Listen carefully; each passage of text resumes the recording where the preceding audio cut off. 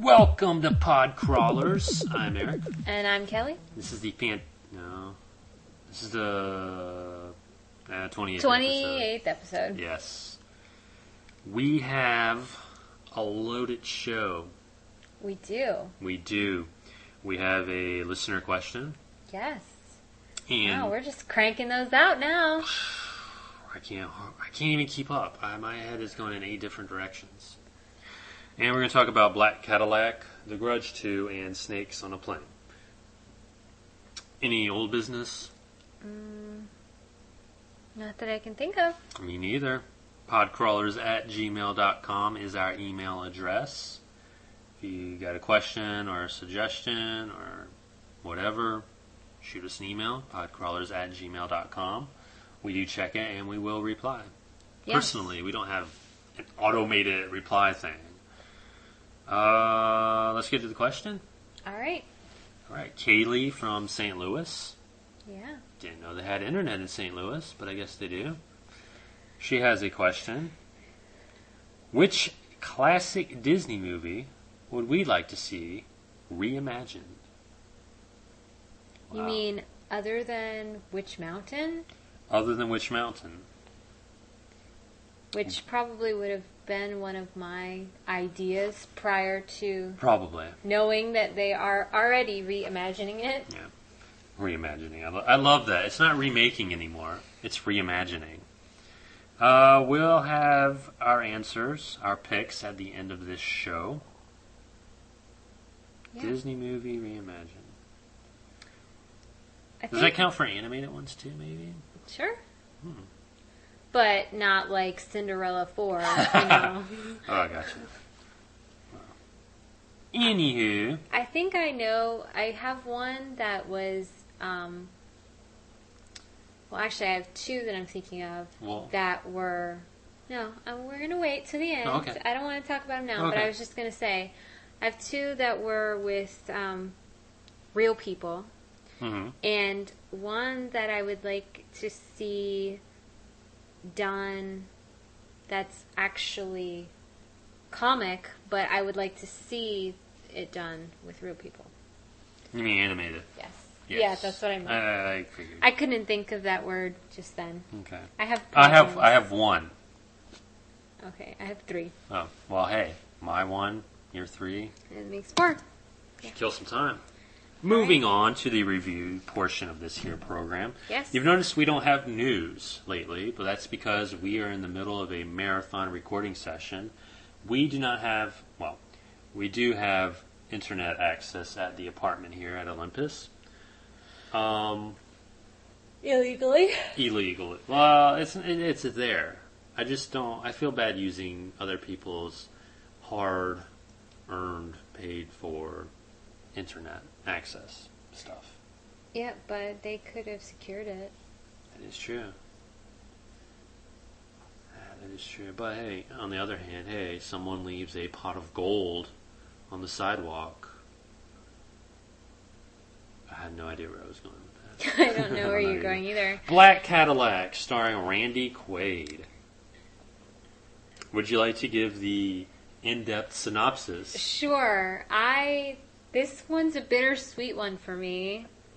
The synopsis: a trio of young men are menaced on a dark, snowy mountain road by a black Cadillac. Ooh. You mean like in the title? No. Now, before we even get into the movie, let's just say that the director, which I don't know what his name is, but this is actually based on actual events. His experience. And I think I got this from IMDb. The experience was him and his buddies were on a dark, snowy road, and they thought they were being followed or something. I think. Something like that. It's hooey. This is not based on a true story. Come on. It's just probably just a selling point, like Texas Chainsaw Massacre based on a true story or whatever.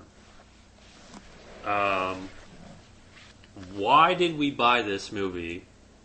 I purchased this movie from Blockbuster because Jason Dohring is in it. And he is in what else?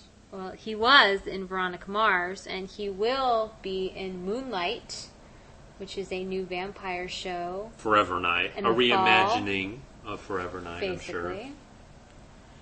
And, that was the whole reason why I bought it. And I believe that at one point, before I knew that Jason Dohring was in it, you had picked it up and wanted to see it because it just looked, cheesy and stupid. And basically, it was more stupid than cheesy. The acting was horrible. Yeah. And I have to say, especially from Jason Dohring. Yeah, I don't know when we watched it, I was like, what does she see in his skill? He is so much better on Veronica Mars, like seriously. Well, when he's up against Kristen Bell, anyone can be better. That wall that's behind you is a better actress than she is. He is really much better. In this movie, he plays, I don't want to say a nerd, but kind of like the fuddy-duddy kind of. He's the younger brother. Right. Who... He's a whiny brat. Naive and, There are really no sympathetic characters in this movie because the protagonists are whiny, and you wish they would get picked off. And the antagonists, I don't know. It's really a flimsy idea. I mean, the idea of being chased on a snowy mountain road brings to mind Duel. Yeah. What's the other one? Sort of like, I guess maybe just Duel. But the whole, I guess the reveal, I guess it did make sense, but there were easier ways for things to happen, and they didn't. Well, it was also predictable. Oh, yeah. I mean, let's see. We're on a road. We're getting chased by this black Cadillac, this phantom black Cadillac. Yes. There are only a few things that happen prior to this experience. Mm-hmm. So, what thing was it that got him going? Yeah. I wonder. And, oh wow, we're going to introduce a character who probably won't have anything to do with the reveal. Not at all. Right. Not at all. But, yeah. But is there anything good about this movie? It's not horrible. It's not long. It's short, right? That's always a good thing. That's good. Although I think to me it felt longer than it was. Oh, I agree. But yeah, it could have been longer. No, please. And that's really, personally, that's all I have to say for this movie. Yeah, it is. It is what it is. I just can't. Seems like a go made-for-cable horror movie. Made for the CW. Black Cadillac, not a Podcrawler's recommendation. No. Moving on to a movie that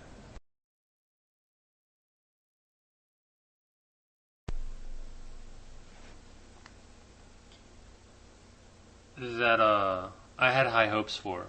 Yes. I know that you weren't a fan of... Well, it's not that you were not a fan of the original or the original, the Source movies. I'm more of a fan of the Ring, the American remake of The Ring. Than The Grudge. Yes. The Grudge 2 suffers the same weaknesses that Ju-On 2 did, in that it's basically the first movie. The Grudge 2 is The Grudge 1. Yeah. Basically. Nothing new at all. That's not to say it's not scary or creepy, because there were some moments that I, not jumped, but was like, oh my god. Yeah. My thing was that they seemed to introduce characters that were not at all important to the plot. Yes.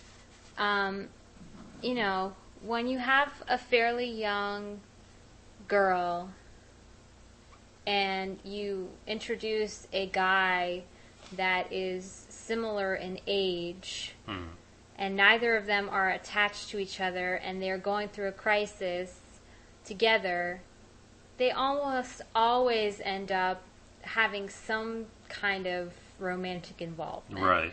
And I'm not saying that would have made the movie better, because I know it wouldn't have. Right. But they introduced this Asian male, and it was kind of like, oh, well, he's there to help her, but... Yeah, and to fluff the body count. Yeah, basically. Exactly. In this movie, I don't even know the purpose of this movie. Was it to show that the Grudge curse is now in America? Or that it could go that route. Like, right. It starts there and it's possible to carry it over. Right. Because it was like, I think one of my faults with the movie is that there were two different movies going on. Yeah, and one that was connected directly to the first movie. Right. And one that was not really. Not really, no. It just had so much potential. And it failed miserably. Yeah, and it was a long movie, too. Yeah. It's I guess a darker movie. Like, in the first one, you kind of think that there is some hope. Not in this one. Not in this one, and there's even a point in this movie where you think that, hey, we know the origin of the curse of the woman, which kind of just came out of left field. Like, they explained it. Like, in the first movie, it was basically just this violent crime happened in this home, and it has cursed the home. And that works. But in this movie, they explain that the woman who was killed by her husband, in her past, she had some kind of paranormal experiences. She's kind of like her mother, witch or something. Yeah, that didn't sit well with me at all. Yeah. But on the topic of the hope, in the first movie, there's kind of a hope that, who knows, maybe these characters will break the curse, or it will just stop with them. In this movie, it doesn't stop. It keeps going and going, and when Amber Tamlin's character goes to the source, I guess, and is thwarted in her attempts to stop the curse, I just kind of threw my hands up and like, okay, there's no hope. What I don't like that. I don't enjoy a movie where there's absolutely no hope in stopping a curse. Yeah. And that's not to say I don't like downbeat movies. I don't hate them, but in this one, it just seemed too mean-spirited. Well, in my opinion, it seemed like we made The Grudge. We want to make The Grudge 3, so let's make a Grudge 2. Yeah, just to end the storyline of the main characters in the first one. Right. Like, a means to an end. Right. And I think if they do make a Grudge 3, it should be the end, and it should end the curse. I mean, just to validate the Grudge 2's existence. If they make a Grudge 3? Wow. You're kidding, right? Grudge 2, not a recommendation. No, not impressive. It just left me feeling kind of, I don't know, not empty, but just kind of sour on. Another thing that I thought was really stupid, and I'm not. Oh, there are some stupid parts of the movie. They're just. I'm not saying this to spoil it. It won't spoil it, but Amber Tamblyn is Sarah Michelle Gellar's little sister.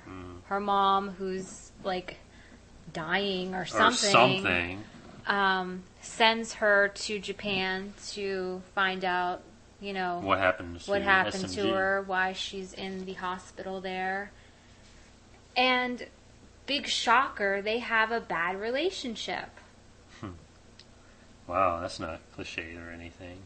They have had issues in the past between, themselves. And I was just like, come on. Yeah. And it's all moot anyway when everyone's going to die. Yeah, exactly. Can we move on? Yes. I'm just getting kind of depressed thinking about this movie. Go right ahead. This next movie, you say, isn't as bad as I... It's not as bad as you say. I beg to differ. Well, I don't beg, but I differ. Snakes on a Plane. Would you like to do the synopsis? Snakes on a plane. That's basically it. Poisonous snakes on a plane. That's about all you need to know. Basically, and I'm not spoiling anything by telling you this. Oh, gosh. Because we find out about it, fairly early in the plot. But a special pheromone is sprayed on items that are on the plane. That make the snakes go crazy. Yes, that attract the snakes, make the snakes go crazy, and... This is all part of a plot to... You're spoiling the movie. Oh, God. A guy witnesses a gangland murder, basically, and the main gangster knows what plane the witness is on, and they're going to trial, so he releases these snakes on a plane. My thing is, isn't there an easier way to off a witness? Yeah. Bombs. Like snakes on a train. Snakes in an apartment. He had an apartment. Why don't you just unleash the snakes in the apartment? It is a bad movie. But it doesn't claim to be a good movie. That's the thing. That's why people, and I'm not the only person who thought it was, not that bad. It's a B movie.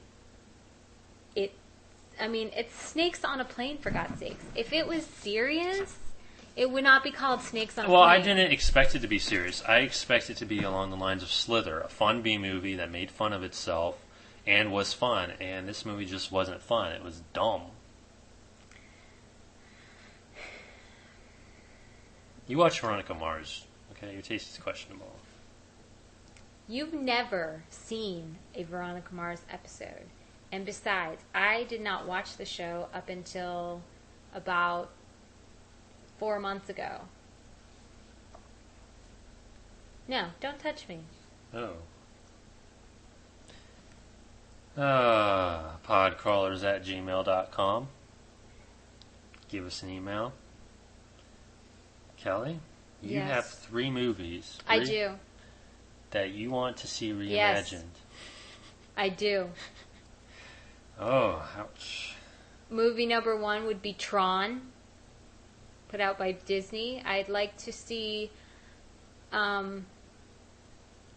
what they could do with it now. I'm not saying it would be a better movie, but I'm just curious to see what kind of effects they could come up with now. But the thing is, though, I would be curious too. But there has been such a glut of computer animated movies that I think had not these movies existed, then the effects would be better. You know what I mean? Like there would be that awe factor. Yeah. Unfortunately, there's a computer animated movie with animals every month, just about. Well, the reason why I would be hopeful for Tron is because Disney is so heavy into animatronics. Oh, okay. That I think that they might be able to come up with something like maybe a melding of live action and in the vein of a Sky Captain or a 300. maybe. Just something, yeah. Something Kind of special. have that feel, maybe, of Sky Captain. Hmm. So that's one. And if I can just do a little side note, I don't know for how many years they've been working on it, but they're working on a sequel to Tron, which I don't think will ever see the light of day. I've heard that they're working on a sequel to a lot of things. Yeah, and I'm not going to hold my breath. right. The second one, now that I think about it, I'm not 100% sure that it is Disney. The Rocketeer? That is Disney. Is it? I thought so. I just couldn't remember. I would want to see a sequel to that, not a reimagining. Well, yeah, true. I kind of get that. Maybe a sequel more so than a reimagining. But that's a good movie, even though Jennifer Connelly's in it. Despite her presence. Timothy Dalton's in it, though. That kind It's of... true. I enjoy Timothy Dalton. Yes. Once a Mr. Bond. Once, twice, I guess. Well, I'm not talking about movies. Right. I want to see Tron versus the Rocketeer. Would that be something? No. And your third Disney or reimagining you would like to see? This would be an animated classic, Live action? and I would like to see them try and do a live action.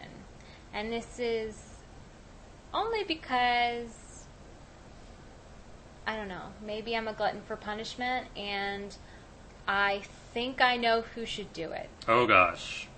And that would be Mr. Tim Burton doing Alice in Wonderland. Oh, that's a given. You know that movie has inspired him. Alice yeah. in Wonderland, That's- directed and reimagined by Mr. Tim Burton. It's only a matter of time. It's only a matter of time. I'm surprised he hasn't done it sooner. Wow. So those are some good ones. I would say, some of my favorite classics like Snow White, Right. but that's not even the real Snow White. Right. Based on the Grimm's fairy tale, Right. and you know that Disney would not put in the real Snow White. Well, I think there was a live-action Snow White movie with Sigourney Weaver, and that movie was just horrible. Wasn't that a horror movie, though? They marketed it as a horror movie, and I guess it sort of is, but it was just awful. It was Wasn't it awful Rose and boring. Red? No, it was. I think it was called Snow White, something in terror or something of terror or something. Wasn't there one Rose Red, though? Wasn't that Snow White? No, that was a Stephen King thing. No, it was something else, I thought. It's possible. Or maybe it's an alternate title to It might be. something. I don't know. Because I don't think it was Stephen King. I think it was one that I saw that was Snow White, just Awesome. called Rose Red. I don't know. Anyway. And my Disney reimagining. Yes. I'm not even gonna go into detail because the title will say it all. Condor Man. Okay, this has been Pod Crawlers. Well, how come that's not out on DVD? I don't know. Why don't you? Maybe it's in the Disney Vault. The back of the Disney Vault, underneath Robin Hood 4 or something. They have hidden it, and you will never see the light of day. Yeah. Maybe it is on DVD. I don't know. It's possible. Never. It's I possible. don't recall. Yes, Condor Man. My Disney reimagining. Listeners, if you have any questions for us, Or if you have some yeah, favorite tell us Disney what you would like. movies that you would like reimagined, maybe we'll mention them on the air. Maybe. And that's about all I can think of. That's it. Good episode. All right.